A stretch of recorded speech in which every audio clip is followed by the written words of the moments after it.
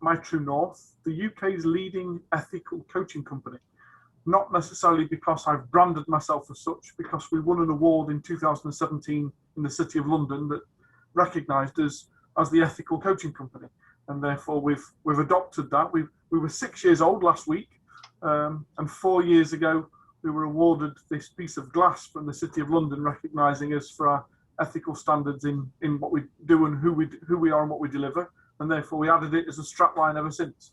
But I'm the founder of the Add a Zero Business Challenge, and over the last 7 years I've spent a copious amount of time looking at what causes businesses to fail and how to avoid it. I think there's so many people out there that are busy selling their blueprint of business success and this and the other, and quite frankly, I'm not that bothered with the billions that they claim I can make overnight by following their proven success plan. I just want to make sure I'm not getting it wrong. I want to be able to make sure that I'm still in business in a year or 2 or 3 years' time. And quite frankly, I made this pledge that the moment I employ somebody else, I want to make sure that I'm providing them with a career and not just a job. I don't want to ever think that any of the decisions that I make could have a detrimental impact on somebody else that's put their faith in me. And therefore I wanted to be able to understand what causes businesses to fail and how to avoid it. And what I subsequently learned along the way is if you eradicate all of the risks of failure, the only thing that's left is success. It all sounds very exciting, because I've actually seen some statistics that an enormous number of businesses fail very quickly, don't they? So obviously there are things that businesses could do with knowing. Yeah, if I was to just share a couple of those statistics with you, just to be able to scare the living daylights out of everyone on the call and who watch it later. Every year in the UK, around 655 to 670,000 people make the brave decision to set up their own business. Now, ironically, in 2020, with COVID as it was, and so many people at risk of redundancy and furlough and this and the other, it's estimated that 712,000 people last year set up their own business. However, if I was to share with you that 30% of businesses, year on year on year on year, will fail within the first 12 months. And a further 20% will fail within 3 years. In actual fact, businesses that celebrate their 10th birthday and haven't had any form of venture capitalist funding behind them, have been a one-man band that started with a good idea, 4% of businesses that start celebrate their 10th anniversary. Wow, it's amazing. So that's a tiny fraction of all the businesses that start out, isn't it? Now, I suppose some people start out with an idea that's not going to work, but there's an awful lot of people that have got good ideas, but that they understand their own subject, they understand what they're technical in, but they don't necessarily understand all the other things about a business, how it works, all those kind of things. So I guess that's the kind of thing you're going to be telling us a bit more about. Yeah, absolutely. And don't get me wrong, I don't want to take anything away from this wonderful older chap called Michael Gerber, who I'm sure many of you watchers and listeners have come across. I consider Michael Gerber to be the godfather of modern entrepreneurship. And when he wrote his book, 20 odd years ago now, The E-Myth and the E-Myth Revisited, he pretty much defined the fact that the majority of people who start a business start with a great idea, and yet they are so compelled to be able to follow their great idea that we don't stop to give consideration and learn about all the other aspects of running a business. He makes an analogy in the book, which I think is key to, perhaps to where we start today. You've got a mechanic that works all the way through from a junior mechanic to a senior mechanic, and he gets sick to death of having his hands full of oil 45, 50 hours a week, whilst the fat cat in the office is making all the cash. And one day he says, do you know what? I'm going to set up my own garage. Meanwhile, there's a chef, and he starts off as a pot washer, and he works his all the way through to commis chef and all the way through to head chef. And he gets sick to death of doing 60 or 70 or 80 hours a week in a really hot and sweaty kitchen, whilst the restaurant owner is sat out the front drinking champagne. And he says, do you know what? One day I'm going to open my restaurant. And Gerber says the chances are that the mechanic would do better running a restaurant because at some stage he has to eat. And the chef will probably do better running a garage because he's brilliant at customer service, but doesn't know anything about servicing a vehicle, because it forces you out of the area of expertise of where you're brilliant and teaches you to become a business owner and looks at all of the other aspects of running a business. Now, you mentioned the book, The E-Myth. I've heard of that, and it's quite old, but I've not read that one. I mean, that actually raises a question. There is so much stuff out there. Where on earth do you start? I presume it's better to have somebody that's done some of this for themselves, or to give you guidance, because you could be there forever and they're not necessarily. And I suppose the world's changed as well, hasn't it, in the last 20 years? I think the world's changed in the last 20 months and 20 weeks. And the scary thing is the fact that it's changing so quickly these days that even the stuff, well, here's an example. I got a new phone on a new contract about 6 weeks ago, and I was so excited because it's brand new. It's the first time I've got quite excited about a phone, because there's lots of gadgets and gizmos that I was quite looking forward to. And I turned it on. I had to peel the plastic off the front screen and open the box for the first ever time, and you plug it in and you get connected to the internet, and the first thing it says was 3 essential updates. It's brand new, and yet it's already out of date.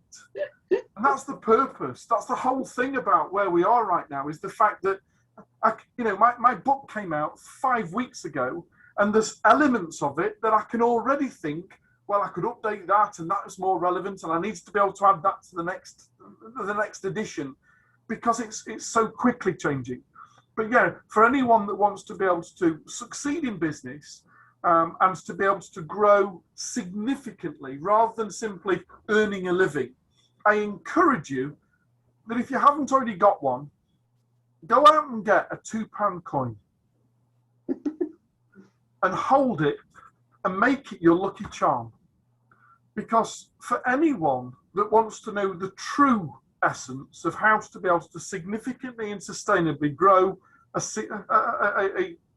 a valuable business, something that you can pass on and becomes a legacy, the secret is written around the circumference of every single £2 coin. Because if you look at it and you look at the circumference engraved into the side of every £2 coin, it reads, "On the shoulder of giants." And ironically, if you want to grow and succeed in business these days, the quickest and easiest methods to do it is to be able to find someone that's already done that and learn from them and allow them to condense 30, 40, 50 years of experience of failure and success into a conversation. And every time you're saying a little bit more, you're giving me even more to think about. Because, of course, what we could say is, well, that phone, I might have waited for the next model. But, of course, you'll never start at all. So I suppose that help and that advice is the first place to start, because if you don't start in the right place. Absolutely. There are so many people out there. I was on a call this morning with a group of 4 young girls that have just left the Manchester Academy, Media Academy in Media City, and set up their business. And they called me and said, look, we probably can't afford you, but we just want to be able to make sure that we're starting out on the right track. They left the academy, 18 years old, 3 weeks ago. And they've all said, we've got this great idea, we want to come together and form this business, but we don't want to go wrong. We can't afford to make any mistakes. And we noticed on Google that you're the guy that studied lots of mistakes. Over the last 7 years, we've surveyed 117,000 SME businesses to really understand the DNA of what leads to success and failure. The Chamber of Commerce said it's the biggest study that's ever been conducted on business scale vulnerability in the last 25 years. And it's on that basis that I talked today. It's not just a women and idea, or the fact that I've successfully built and grown 3 of my own businesses, but it's based on the research of of 117,000 other businesses that are at risk of failure to be able to share a few pointers about the things that perhaps we ought to avoid. Now, I'm looking at the description of the talk and what you've, so I'm not sure where you want to start, but I'm fascinated that businesses fall into different categories and what that might mean, and the flaws. So whichever way you want to take it, it's all fascinating. No worries, John. Let's start off with, I'd like to offer 3 quotes. And as long as we all subscribe and acknowledge, whether you completely agree with these or not, but I just want to offer 3 quotes from 3 exceptionally successful people within their era. You might recognize these quotes because they're usually motivational and postal all over the internet and memes and that type of stuff. But the first one comes from Einstein himself in 1928, when he said the definition of insanity is doing the same thing again and again and again, and yet still hoping for a different outcome. Everything that we've done to date has led us to where we are today.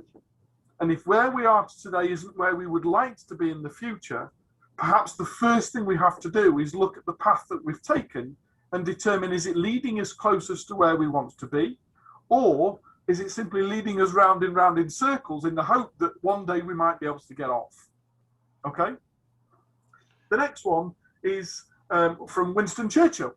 In 1951, I think he said this: if you always do what you've always done, you'll always have, and then my little additions to that, at best, what you have already. If you want something different, you first have to be willing to do something different, because what you do reflects on what you have. And therefore, if we want a different level or a different lifestyle, we have to be willing to do something different in order to be able to achieve that. And then the final one comes from Mark Twain. I think Mark Twain's a phenomenal author and some great insight. And Mark simply said, we don't know what we don't know. It's not a case of I don't know it. It's a case of there are some things out there that I simply don't know that I don't know. And we've got to be willing to continue to be investigative, curious. We've got to be willing to be able to continue to ask questions. In my own book, if anyone ever asks me to sign it, I'll always write on the inside cover, your future will ultimately be determined by the quality of question you learn to ask of yourself. If you want a better future, it starts by learning to ask a better question. So shall we get into some of those statistics and make people really scary? Yeah, it is fascinating, isn't it? Because, of course, it really would be insane to keep repeating the same thing for yourself. But, of course, many of those businesses are repeating things they didn't know other people were doing. So this is where the research takes us. How do we find those things out? Absolutely. It's that merry-go-round of the fear of being different. Because everybody else is doing this, then surely they're getting it right. So if I was to quickly show you these statistics, and like I say, this is based on just over 117,000 surveys. This is not picked out of thin air. Every business in every sector across the world can fit into one of 5 categories. There are 1% of businesses in your industry right now that are nailing it, that are at the top of the charts, that are flying through the roof, that are breaking every single perceived value of capability, that are industry leaders. You know, if I look back, in my lifetime, in my business lifetime, there were these 2 guys called Steve that started working in one of the parents' garages, that now collectively, okay, one of them sadly passed, but now collectively own the largest and richest electronics company in the world in one generation. There are 1% of businesses in every sector, in every industry, that are nailing it. And you've only got to think for a moment about your industry, and then you think to, you know, who's the leader in your industry, not just locally or nationally or regionally, but internationally. You know, if only I could have 0.0001% of Mark Zuckerberg's turnover this year. Wouldn't that be nice? There are 1% of businesses that are doing exceptionally well. And there are a further 4% of businesses in the same sector, in the same industry, that are doing really, really well, that are breaking all of the norms, and yet probably still on a little bit of a shortwave radio. They haven't quite learned how to automate to really start to accelerate into that elusive 1% club. There are some business leaders and there's some people quickly on the cusp, almost the local competitions to the industry leader. And 15% of businesses in every sector, in every industry, are doing really quite well. They're doing more moderate growth. They're growing more traditionally at 5 or 6 or 7% per annum, with a little bit of good and a little bit of bad. You only got to look at Companies House and look at all the statistics of end of year returns to be able to see that the majority of businesses grow by about 3, 5, 6, 7% per annum collectively. So 15% are doing okay. But the study that we conducted determined that 60% of businesses in every sector that we audited talked about having problems, talked about struggling, talked about money difficulties or having to stretch, or there being not enough money left at the end of the month, or not enough month left at the end of the money. And the sad thing is that when you go on Companies House and you look at the amount of London Evening Standards about the amount of businesses that are failing, 20% of businesses are closed either by the fact that I can't do this anymore and I've chosen to put my shovel down and go back to employment, or because the receivers have gone in and closed a business. So in round terms, 80%, 60% are either struggling or failing, and only 20%, the 15, the 4 and the 1, are doing really, really well. And the reason why I think this is such good news for all of us is the next time that you see your local competitor and you think, ooh, they've got a new website, we're going to have a new website. They've started doing podcasts. Oh my God, we're going to have to start to do podcasts. Do you know what? I've learned that they've got a radio jingle. How on earth are we going to do? Before you start comparing yourself to the local competition, the chances are that 4 out of 5 of them are getting it wrong as well. So stop following the competition, because they're all going in the wrong direction. If there's one thing I learned from a book that I recently read from a guy called Oscar Wilde, he said, when everything's going right, turn left.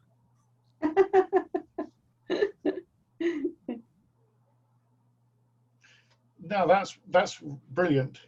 I've lost your picture just for a second, but I'm sure you're still there. Can I just say, from a potentialization point of view, this is really exciting, because we've had Kerry talking about systems thinking a couple of weeks ago, and she was talking about spotting the patterns. Now, those patterns can be the same across all sorts of different things. We've also had Chris Braithwaite talking about positive psychology. And that's all about saying, well, what do the best people do? How do they do it and make it work? And I'm just thinking, this is the same stuff that you might do in your own life as you might do for a business. It's all related, isn't it? And that's why we're looking at this, because it's all about potentialization of people and reaching you where you need to go. Yeah, absolutely. Absolutely. Shall we share a few more facts and figures and scare people even more? Yes, please. Cool. So, like I said, we started out, very briefly, a short backstory. My first business, I'm an ex-soldier. I did my first 12 years in uniform for Queen and Country. Unfortunately, I was involved in quite a serious accident in the Second Gulf, which led me to being medically discharged and disabilitied out of the service back in 2000. I spent the next nearly 4.5, nearly quite 5 years working in corporate change management as the change management director for a large national supermarket chain, and then subsequently in regional change management for the NHS ambulance service. I've got this lovely handwritten testimonial on my wall that I will forever be grateful of, that said, in the 2.5 years that I spent working in the supermarket, I was able to help generate more than £486 million in revenue, which I've dined off for the last 15 years or so. I would always argue that I probably didn't generate more than a few quid myself, but I probably helped the right people to think differently about what they needed to do and to change and adapt their systems and processes and people, that subsequently the business went and grew by an additional £500 million. And then I was commissioned to go and work in the ambulance service and try and save some money in the northeast of England. I was given the task of being able to save £17 million, or 4,600 people were likely to be put at risk of redundancy. And again, we needed to be able to look at change and understand what was failing and what we needed to do to amend that and to modernise things. And I was really proud to say that we were able to save £23 million. I was both frustrated and angered when they're still determined to put 4,300 people at risk of redundancy, even though we'd saved the money. And it was then that I determined that I'm not going to do this anymore. I'm going to go and work for myself. So I set up a business over in Manchester, around the Manchester Business Park, and decided to implement exactly the same growth strategies as we'd implemented in big business in a very small micro business, and thought, well, we might have to dilute down some of the big things and big ideas that we did, because we haven't got a marketing team and a sales team and an HR team. It's the three of us. But I wonder if we could implement the same stuff. So we implemented it. We were very, very, very aggressive and competitive in the market. And we took it from 3 of us to 22 of us in 4.5 years. I subsequently sold it to the 3 people that I started the business with and exited in 2012. But during that period, we were significantly impacted when Woolworths closed in the end of 2008. We were a supplier to Woolworths. We'd recently signed a 2-year contract with them to be suppliers to them. And on the day that Deloitte chose to close Woolworths, we had invoices outstanding for £226,000. And over a period of about 6 minutes on a Friday afternoon, I'll never, ever forget that day, we took a phone calls to understand that, oh, by the way, you're not going to get paid. And it cost us seven members of staff. We ended up having to make 7 people redundant to prevent the whole business from collapsing. And it was on that date that I made the pledge that, 1, I will never, ever employ somebody ever again until I know that I can create a career for them instead of just a job, and know that they have the opportunities to be able to grow with us and develop the business and be responsible for part of where we head up, as opposed to this linear style of management where I'm the boss and you've got to do as you're told. And we've never implemented that ever since. I've got a small team now, but each and every one of them are collectively responsible for who we are and what we do and how we achieve it. So although I might own the business, it's a collective of ideas that enable us to move from A to B.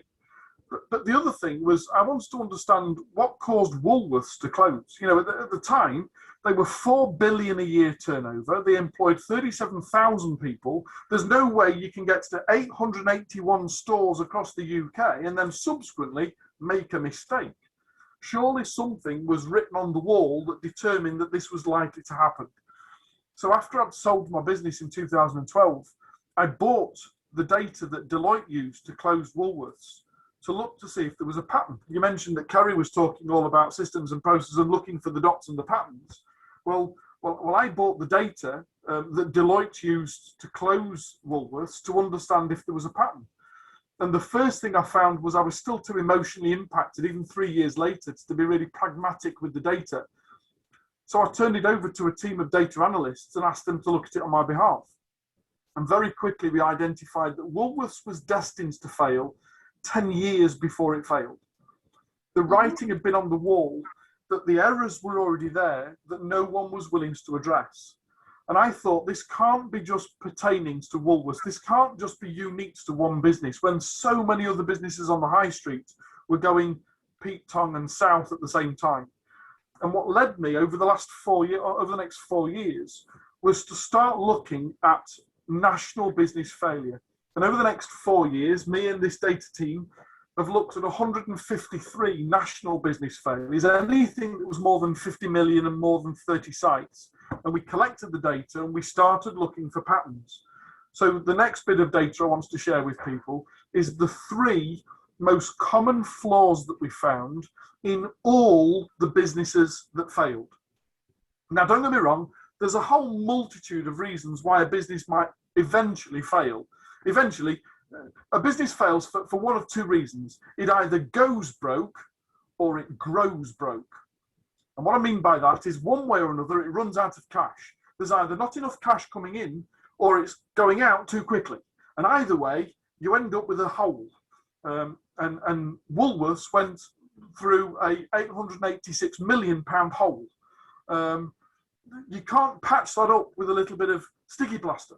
But if you take away the overarching end results of failure and you strip it all the way back to say, but if this had been in place, that couldn't have possibly ever happened. We were able to identify that if you have three things in place, I call them the three fundamental flaws, then none of the other things that subsequently led to the failure could have happened in the first place, because you've got the right foundation. So the three flaws in order of priority. First of all, 47% of businesses that failed, bearing in mind that that's 153 national businesses and over 117,000 smaller businesses, 43% didn't have a business plan. Now, don't get me wrong, it can't be as simple as that. You can't get to the size of Woolworths and 4 billion turnover and not have a business plan. So what I mean is, it didn't have a business plan that was up to date, was still relevant, was known not just by the directorship team, but throughout the business, and was being followed. Woolworths fundamentally failed 3 years before it actually closed because they appointed someone new to try and dig it out the quagmire, who chose to go off on a tangent and not tell anyone where he was going. I'm just listening to what you're saying, and I can kind of get my head around that there's a large percentage of small businesses without a business plan. But you're saying that that's actually true for some of the country's biggest companies, that they're not managing the business plan properly. Absolutely. Some of the biggest, Norton Motorcycles were a perfect example of how they changed direction and failed to change the business plan because their perception was that the business plan is needed when you need funding. And you don't need a business plan if you don't need funding. Whereas in actual fact, what you're actually doing is you're driving a business at 150 miles an hour with a blindfold on, because you're not looking where you're going. A business plan is all about being able to sit down and methodically,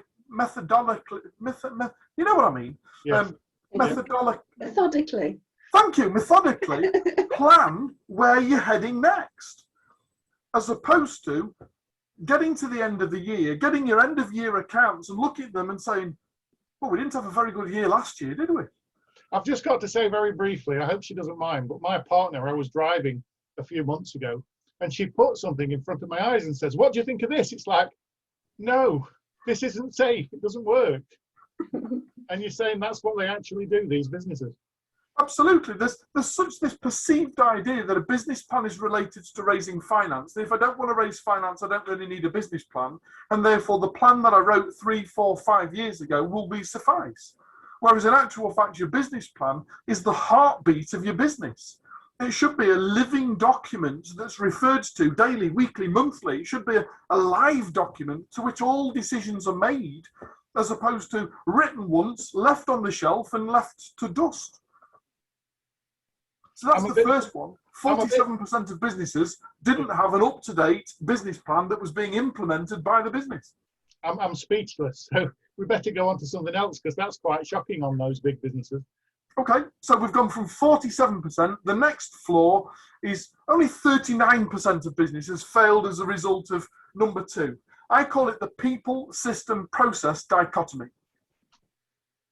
So you're going to have to explain that, aren't you? Okay. Now, the good news is that there are some businesses, particularly last year, and this last year is a perfect example. It doesn't matter where you are in the world. At the time of recording this, we are just coming out of the year that didn't exist, the year that the whole world stood still. I'm talking about 2020 and COVID. and the national and the international lockdown. But there's a really, really key lesson that all of us can take from this. And it's all about the 39% of businesses that have done particularly well during COVID. Now, don't get me wrong, I'm not talking about hand sanitizer and face masks. I'm talking about businesses that put people before system and process. And understand that systems and processes are key to growing a business, but they have to be in place to support the people. Meanwhile, businesses that were doing exceptionally well pre-COVID and have really struggled during COVID, some of the worst catastrophes of COVID are yet to be seen as people coming off furlough come back to a business and find out it doesn't exist anymore. I think we're going to see another 1 million people unemployed in the next 12 months as a direct result of badly managed businesses through COVID. And it's because they were system and process driven that insisted that people follow the system and the process. We've created these systems and processes. They work effectively. All you need to do is follow the system. And yet we don't realize that the systems and processes weren't written to test in an environment of national and international lockdown. Yeah, I've got to say, from my background in software engineering, and you hear far too many stories of big companies putting a new computer system in and not asking the people and working with the people. And it's like, they start to resent it. It doesn't work. They're being ignored, I guess. John, there's a perfect example of this. Stanford University in 2016 did a study of 1,000 new employees into corporate business, where 500 of them, on the day of arrival, they went through a really, really quite impressive and stringent probationary period with some onboarding and the likes, where they were given a new phone and given a new laptop and given a company car and all of the gubbins that goes with the corporate job. 500 businesses and 500 employees. In the other 500 employees, they started and they were asked, what phone would you like? They were asked, what laptop would you like? Would you like an Apple or would you like a Mac? Or would you like a PC? They were asked, these are a selection of cars. Would you prefer an estate or a two-seater coupe? Or these are a selection of things that are available. We didn't just simply say, go out and buy one. But they were allowed to give them some choice. And interestingly enough, it happened in 2016, and the study was completed in 2020. Because what they found, in every single example where the person was given choice, they have collectively and continually been 9% more effective than their 500 counterparts, where systems and processes were in place and you had to follow the rules. I've got to say, sorry for being a bit random, but that's making me think of parents buying birthday presents for the children without asking them. It's like, they're not going to be very happy, are they? It's a perfect example of the best intent. You know, let's make sure that they've got a phone and a laptop and a car for the day that they arrive. All of the right intent, without any understanding of the long-term impact it's going to have by being system and process driven as opposed to people-centric. But that doesn't mean don't get the systems right. It just means make sure you do it with the people in mind. With the greatest businesses, not just now, but across history, are the ones that understand that systems and processes are there to support the people. Mm. And ironically, the businesses that have done so well throughout COVID, not just in hand sanitizer and masks, are the ones where we've said, look, this worked until a national lockdown. It might not work in a national lockdown. What do we need to do to still be here after a national lockdown? And by having stakeholders, not just shareholders, but stakeholders that collectively have a responsibility for them and their job and their contribution, always pull together and do more than those that are instructed in the doctrine that says you will turn up on time. There's one quick example I want to give. When I worked with the NHS, I was blown away. I was almost disciplined for refusing to discipline somebody who had a master's degree and 11 years experience, and I was told I had to put them on a written warning because they failed to turn up on time. And I went, I'm sorry, but if they've got a master's degree in a proper sciencey type, chemical background, a science background, they've got 11 years experience. We headhunted them to be able to come into this job. Would it not be a good idea to ask why they can't make it here at 9 o'clock as opposed to discipline them because they haven't turned up? I once went to a talk on conflict resolution in work, and it said far too many companies drop straight into formal procedures. And as soon as you do it, you've ruined the relationship. Absolutely, absolutely. And like I say, it comes back to that quote I offered at the very beginning. Your future will ultimately be determined by the quality of question that you ask. It's not about the answer. It's about, if you don't get the right answer, it's because you've asked the wrong question. You've got to learn to ask better questions if you want better answers. Now, I better ask you what the third one is, because this second one, we could go for weeks on it. It's so interesting and so much in it. But what's the third one? Let's go to the third one, and then perhaps we'll invite people to join in and take questions. So the third one's a little bit more complex because it's usually restricted to businesses that are doing really, really, really well and then fall off a cliff and disappear overnight. Because there are a number of businesses that do reasonable and starts to grow and start to get better and start to get really, really better, and it starts to do this, and then before you know it, it just collapses and disappears. Here, it's all about systems and processes, but on a wider scale, and I call it stop the silo. What you tend to find is as businesses starts to pick up speed and accelerate and grow.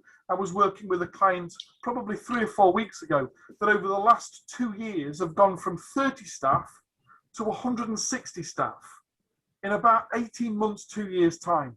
They've grown so rapidly that they're at risk of falling over and collapsing. And this is terrible because everything within the business is doing particularly well, and yet they're not aware of the third floor. And the simple fact is that communication is key. And as you grow from a single team to start to develop groups of teams, we've gone from, oh, they do the marketing, to we've now got a marketing team and a marketing manager. And we've now got a sales team and a sales manager. And we've now got a production team and a production manager. And the problem is that they are so busy in their entity of being good at what they do that they forget to understand the impact everything that they do has on the rest of the business. And they create silos. And before you know it, sales is actually competing with marketing. Marketing is actually competing with finance and accounts. Finance and accounts are battling with service. Service is at loggerheads with operational effectiveness. And before you know it, the team are on a walkout because they got sick to death of this stale culture, this horrible, incongruent culture. And the fact is that we've got to be able to come back to understanding that as we grow and develop and become, instead of just owning the business, but start to become a leader and driving people forward. I'm reminded of the first time I was ever promoted in the British Army back in a number of years ago. But I was really fortunate. I had an exceptional regimental sergeant major in the name of Mick Germain, and forever I will doff my cap to the man that was, perhaps he didn't even know the impact he had on my career, both during the forces and since then. And he said, now you've been promoted, you've gone from private soldiers to lance corporal, your first stripe on your arm. And he said, you now have the privilege of serving those beneath you. And it took me a long time, probably too long, to really realize what that meant, because I thought this meant management and responsibility. And it does. It means that you're responsible for making sure that everyone that you're responsible for is able to work at their optimum, instead of just barking down orders. And yet so many businesses fall into these silos of not understanding that we're going to have this great marketing campaign, but we just forgot to tell operations that it's going to impact them. And now operations are having to work overtime to try and keep up with marketing. Meanwhile, accounts are going, you've offered to do what? Where's the profitability in that? And before you know it, the whole thing's at loggerheads. So in actual fact, as a business continues to grow, it's more and more important to be able to take your foot off the gas quite frequently and step not. I always say we're at risk of the busyness of business, because if we're too busy doing, we're not enough time. You know, Gerber in his book, and we started with the E-Myth, so I'll finish with the E-Myth. Gerber talks about working on the business, not in the business. Well, I will challenge that even further, even bow down to the great Gerber himself and say, every now and again, we have to be willing to be able to look back at the business to understand whether everything that I'm doing in my day-to-day work is still keeping me and my team on course to what it is that we set out to deliver. And the biggest problem for businesses that are growing quickly are that they fall 1 or 2 degrees off course and never ever hit what they set out to achieve, which is why we're called True North. It's all about being able to pull people back on course to where they first set out to achieve and ensure that every action that we take is contributing towards the overall outcome of the business and not just for self-gratification or because I've got a bonus opportunity. There's a lovely quote from Michael Jordan, who's probably still regarded as the greatest basketball player of all time. And he simply said, only once every single player on the team gives up the opportunity of personal gratification and satisfaction can a team begins to provide excellence as a standard. Yes, and I can imagine it's quite natural for just different companies compete with each other, even countries compete with each other. So it's quite natural for that to happen. So I guess you've got to be conscious of that process all the time to make sure it's not happening and that you've actually, so I'm not even sure where to start with that. So, well, there's quite an odd dichotomy there, because in actual fact, we are born as competitive animals and it's good to be competitive. So it's good to, I mean, I've got a sales team at the moment where I set them competitive targets, but all of the targets are still congruent in being able to achieve what the business has set out to achieve. And I don't, although they've got some lovely wide parameters of responsibility, the decisions they can make for themselves, those parameters are only set within the vision and values of the business that say, is what you are doing contributing to what we need to achieve? And within those parameters, let's get on with it.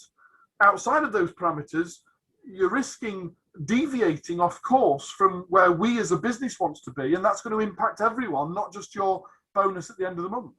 No, I really like that, because it's holistic in terms of human nature being competitive, but also taking account of a bigger collective goal as well. So yes, really good. John, let me share one last quick story with you, and forgive me if we've got multiple countries witnessing this either live or sometime in the future. I don't in any way intend to be racist. However, my own personal experience of being in the services and working alongside the Americans, and just quickly demonstrating how one thing as parents that we can do has such a massive detrimental impact on the way that we think and act. I recall about 3-4 months before the Second Gulf War, before the political decision was made to go and remove Saddam, there was 226,000 American troops have been dispatched in and around Basra. Now, I don't know if you've ever been to a football match or a pop concert or this and the other, but if you try and imagine 226,000 people in a very warm country, all carrying submachine guns, it's quite a scary place to be. And yet the political decision was made about 72 hours before the invasion into Iraq for a 7,800 British contingent to lead the invasion. 7,200 Brits, followed by 250,000 Americans. And as you can imagine, when that decision was made, 250,000 rather frustrated Americans going, why are they going first? We've been here for longer. And it dates back to when you are 3 years old. Because in America, around the 3rd birthday, your son or daughter will be dressed in their best Sunday attire and will very smartly stand on a line and raise their hand and say, I swear allegiance. I believe in the system. I won't question the system. I believe in a system. I'm party to a system. John, I'm not sure if you've got kids, but if you remember back to when they were 3, you try getting a 3-year-old to wear its best attire. Try getting a 3-year-old to wear its best attire and stand on a line and to lift their hand up, and all you'll get is, but why? But why? But why? Did you say 18? Because I still struggle. And it's like, it's that exact difference between one culture and another as how we can adapt a different culture in our business by understanding that the best businesses out there are the ones that we empower people within the business to be willing to continually ask why. Brilliant. Thank you very much. So, does anybody want to ask any questions? We've covered so much that. Julie, I've been delighted to be able to see you smiling and nodding along there. Is there anything I can answer for you today? No, I think it really helped. It's really important. We when we were starting this, it was like, do we have the videos on or off? And I was like, I'm sure it would encourage the speaker to be able to see that they've got a human reaction to what they're saying. So yes, it's quite awesome. Thank you very much. That's a big debate at the moment, isn't it? Between webinars where you only ever ask a question by typing in a box and nobody sees anybody's faces, and it really does dehumanize it. But if you've got 1,000 people on a call, or even 30, the mechanics are quite difficult. So I don't think we've got the technology right yet. But anyway, that's an aside. I think things can get better. Well, just very quickly on that, when this all sort of began, there was a group of women comedians, and they wanted to perform. They were getting so miserable not performing, and they made the mistake of not showing the audience. And I think they could have had people here, and they could have rotated it. And you had one lot of people, and then you'd have another lot of people, and they were trying to be funny. And this one of them, she just said, "I'm finding it so hard to be funny to a computer." And yes, I think audience stuff, and it fits with all your wee bit as well that we're talking about. Team organisations, we are competitive, but we are a social animal, and we don't survive except in a social. And so belonging is incredibly important. And that if a business plan is the heartbeat of a business, yes, then a culture is the spine throughout a business. Okay. If we're going to put it into anatomical terms, if a business plan is the heartbeat to which everything has to evolve, then I think the culture that we breed within a business is the spinal cord that from which all the type of decisions, how decisions are made, how they're acted upon. Yes, that's a kind of process of how. Yeah. I would say it's more like the spirit, the soul, the culture is the spirit. Well, again, mind, body, and soul type of thing. So yeah, heart, again, this is really mind, and spirit. There was some studies done about 3 years ago looking at the impact millennials will have on the corporate culture. Now, bearing in mind, at the end of 2018, going into 2019, there are now more millennials in paid employment than there are baby boomers. They are now the majority, to which I am now the minority. And Generation X and Generation Z and this and the other. And we've got to be able to, all of this argument with regards to whether we've set millennials up for failure or for success, or whether it's all our fault and this and the other. And yet what they found was, it was De Montfort University that ran a study. And what they found was the most performing businesses in this environment right now are the ones that have got 3 different ages, 3 different decades of employers, all working collectively for the greater good of all. Where they found a young business with significantly young workforce, it was performing. Where they found a young business with a slightly older generation, it was performing about 4 or 5% better. But when you found that there were 3 generations, and not grandfather, son, and the likes, but the 20s, the 30s, the 40s, or the 30s, the 40s, and the 50s, 13% more effective than businesses with one era or only two eras in the workforce. Yes. Now, I'm interested that a business plan is essential, but would that mean it wouldn't seem right to have, in quotes, a culture plan? But you're saying it's as important as having a business plan to be aware of your culture and how you're behaving and how you work, all these soft skills, I guess. We work in change management. That's how I evolved from service into corporate, into service, if you like, into post-service career in change management. So I'm relatively well versed in looking at transferring something that isn't working well to something that is working well, and looking at all of the different aspects of it. If I was to tell you that it's relatively easy to amend your business plan and to go off in a different direction, we've only got to look at what's happened in COVID to understand that some businesses have had to pivot through 180 degrees in a weekend to be able to stay in business. It's relatively easy to take a business off course and go off on a tangent somewhere, as long as you've got people to follow you. In some of the largest businesses in the world, it can take 2 or 3 generations to significantly change a culture. Wow. Now, don't get me wrong, micro changes change every single time you either add or subtract something from the team. But to be able to change a business culture can take a generation. It's like trying to turn an oil tanker at sea. So I guess that means try to get it right first time.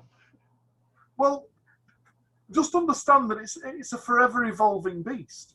And if you've got a really strong why, and if you haven't understood, if you haven't got a clear, compelling why statement, then Dr. Simon Sinek and his Start With Why or Find Your Why are 2 great places to be able to start to understand why you are in business. Not what do you do, but why do you do what you do, and why do you do why do you do what you do in the way that you do it? So understand your why, and to have everyone in the business subscribed to the why makes it so much easier to be able to then evolve the culture. Yes. Whereas in actual fact, if you've got a job description that simply says you do this because this is what we need you to do, and we don't look at why people do it, then in actual fact you attract so many different thoughts and ideas about what's important that in actual fact the why gets dissolved and diluted along the way, and before you know it, you're chasing your tail. Sorry, Julie, I cut you off. No, I was just going to say, I think it's probably a core element of when businesses buy other businesses, whether it works or not. And one of my first experiences many years ago was working with this little computer company called Data Analysis or something like that. I can't remember what their name was now. And they were so agile and they were so excited. It was all very new, and they were very, very creative and quickly very successful. And IBM offered the owners more money than they could ever have imagined and bought them.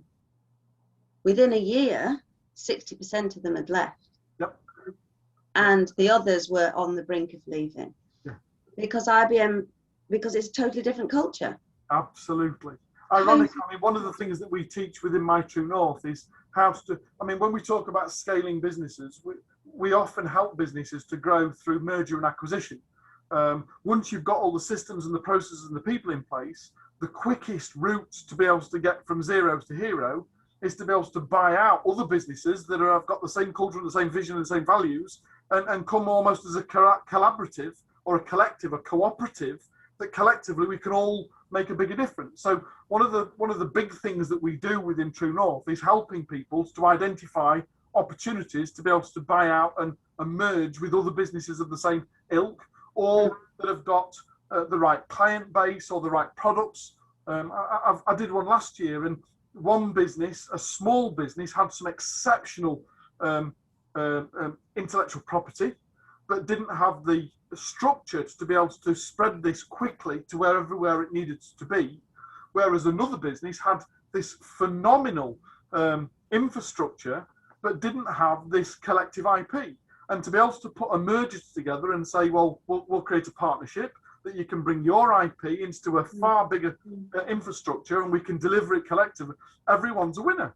Yes, yes. But it's about being able to understand that there's a common goal to this, and creating a partnership that says, we're going to partner on this project, but just because we've partnered on this project doesn't mean to say that I can't go off and do something else with new IP, and you can't go off and do something else with your existing infrastructure.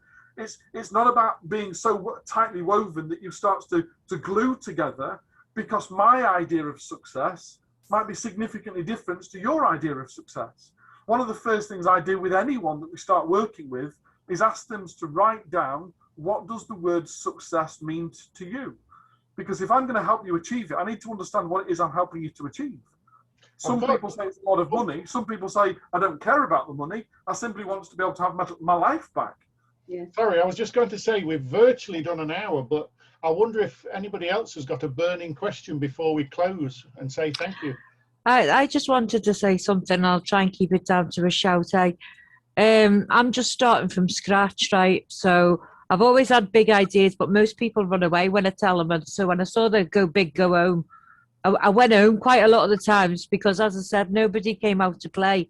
So basically, I've started again, and I'm using the metaphor as pirates and the vehicle as arts and crafts. So I'm going to be the pirates of the crafty being. And everything you said about stakeholders and silos and that, it's all about finding their own way. So the other day, I actually found somebody who got what I was talking about. And she's into the democratizing the economy.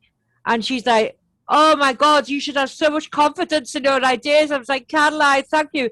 Because I don't want to, like, I sprawl and everything. So when it comes to writing down, it goes all over the shop, right? So she's helping me put it into order.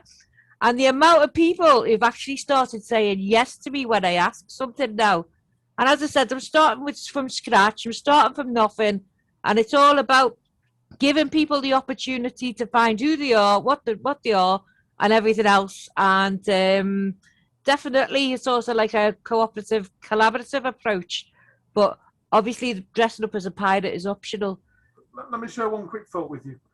In 2015, in the UN, almost every country came to sit at the 8th World Summit, and they made a decision on the global scale that there are 17 things that are risking humanity living on this planet.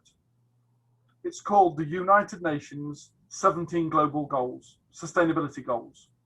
And what you've just talked about fits into 2 or 3 of the global sustainability goals. Now, when they first set out, they said, when do we need to achieve this by? And the science and the historians and this and the other all came together and put all their research on the table, and they made a pledge to try and achieve all 17 global goals by 2045 within their lifetime, which is quite a remarkable achievement. They would normally set goals for the next generation, and they've set it to try and achieve them by 2045, with 14 of them to be met by 2035. Now, the next thing to do was to put some finance to this and understand as to how much it was going to cost. They established, in order to be able to achieve this, will cost in the region of $776 trillion. Wow. Now, I don't even want to go to how many zeros that is, but the fact is, it's such a ridiculously large goal that anyone who hears about them becomes compelled to say, well, how do I contribute towards that? I understand that the only way to ever achieve a goal is to spout to the converted, as it were. I don't want us to go religious on the last 2 or 3 seconds of this presentation, but you've only got to look back to the Old Testament and understand that Jesus walked around and spread a word, and he got 12 people to believe in him, and collectively the world is a greater place as a result of a word.